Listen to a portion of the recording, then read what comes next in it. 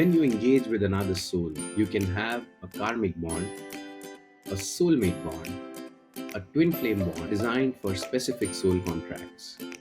All soul contracts are not pleasant, but they are a great source of learning, made so that another soul helps us trigger our spiritual awakening, lessons in self acceptance and love, or through abuse where we develop certain survival instincts, and also to end certain karmic cycles which we have been carrying from lifetimes. So, when a person consciously chooses to end a karmic cycle, enters a person you have had a soul contract with, who helps you see beyond your compulsive behavior and a repetitive pattern that you have developed for yourself.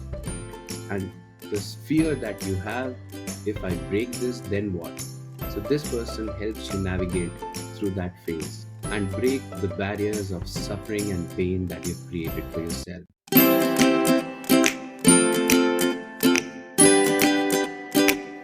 Namaskar. My name is Raj, and I welcome you to my channel, Seeking Raj. In this episode, I will be discussing about soul contracts and how do we know that our soul contract has ended. Our soul is on a journey through lifetimes, and on this journey, our soul comes across a lot of people who we feel an instant connection with. The interactions with these people can be very good or very bad, depending on the exchange that we have with that person. These exchanges are ruled by soul contracts. So these soul contracts are made by people in the same soul group to help us reach higher vibrations or greater consciousness. Our soul is very wise. It's wiser than our present state of consciousness. The soul is always looking to complete unfinished business from lifetimes and looking to contact another soul to heal, to end a karmic cycle or spiritual ascension. When you engage with another soul, you can have a karmic bond, a soulmate bond, a twin flame bond, which are designed for specific soul contracts. All soul contracts are not pleasant, but they are a great source of learning, made so that another soul helps us trigger our spiritual awakening, lessons in self acceptance and love, or through abuse where we develop certain survival instincts, and also to end certain karmic cycles which we have been carrying from lifetimes. So, soul contracts are different from karmic debts.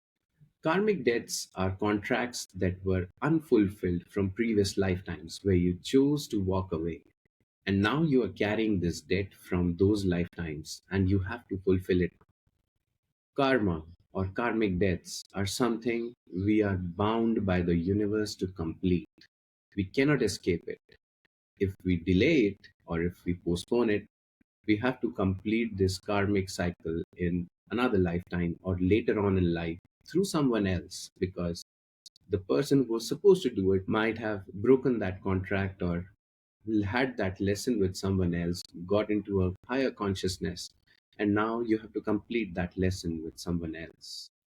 So universe protects its laws and you cannot escape this experience. And if you keep avoiding it, you will start a cycle of endless pain and suffering. Now, one way to identify a karmic bond is when you see a person in endless suffering and keep repeating their patterns. It is extremely difficult for these people to come out of that situation because they are so scared that what is on the other side, as this karmic loop has become very familiar to them. So, breaking this and entering into a different behavior emotionally or socially is very difficult for them because that is an unexplored territory. But on the other hand, with a soul contract like a soulmate or a twin flame or somebody in your soul group, there is a higher purpose of spiritual ascension where this person helps you break these karmic cycles and come out of these sufferings. So when a person consciously chooses to end a karmic cycles, enters a person you have had a soul contract with, who helps you see beyond your compulsive behavior and a repetitive pattern that you have developed for yourself. And this fear that you have, if I break this, then what? So, this person helps you navigate through that phase and break the barriers of suffering and pain that you've created for yourself. Now, basis of this connection is love and mutual respect. This is the foundation to resolve around all difficulty. Now, these people come into our lives at a very specific time and a very specific purpose to help us navigate through these difficulties and assist in spiritual awakening. This can go on for an entire lifetime if that is what both these souls have chosen. There is also some amount of free will that comes with the depth and longevity of this contract. So you would see that one person is more impacted in this relationship than the other, because the other person realizes that there is something valuable that I have to exchange with this person, but you're not sure what is it. But your instincts tells you that yes, this exchange will help me come out of this pain and suffering that I've been into for a long time. Now, how do you know a soul contract has ended? It is very simple. It is when every part of your being tells you that you do not want this connection anymore, and there is not much exchange left in this connection. Now, there is one way where a person confuses a soul contract with a karmic bond. So, there is a condition where a person feels that they are fulfilling a soul contract, but they are rather stuck in a karmic relationship or paying a karmic debt, which keeps them in that connection. But the only way to go beyond this situation and navigate yourself beyond this suffering is to say that it is over. And every part of your being should call out to you to do something about the situation that you're in. Now, soul contracts do not normally end on a bad note.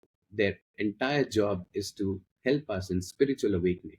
And once our souls are wiser and we do not need another person constantly in our life to help us through this similar situation, or you cannot find anything that you both can do together because of the situation that you both are in. So you can end these contracts in a mature and a much more evolved way. So once these contracts end after a while, the kind of connection you'll have with that person is you may not speak to that person in months, but when you connect to that person, you'll start from where you left because now your energies are pretty similar and you would understand even before the other person says something. We feel stuck in a karmic relationship, and these karmic loops keep on repeating themselves as we are stuck in lower energies. And as soon as we try to go in higher energies, it's so scary that we fall back into lower vibrations again. This is where free will enters. If you decide to do a lot of inner work and try to resolve the situation with a person in higher energies, or if you be around people or places of high vibrations, you would feel that you are driven and motivated to end these cycles and sufferings once and for all. In the next episode, we would discuss how to end karmic sufferings, karmic relationships, or karmic exchanges in detail. Stay tuned. My name is Raj, and you were watching Seeking Raj. Namaskar.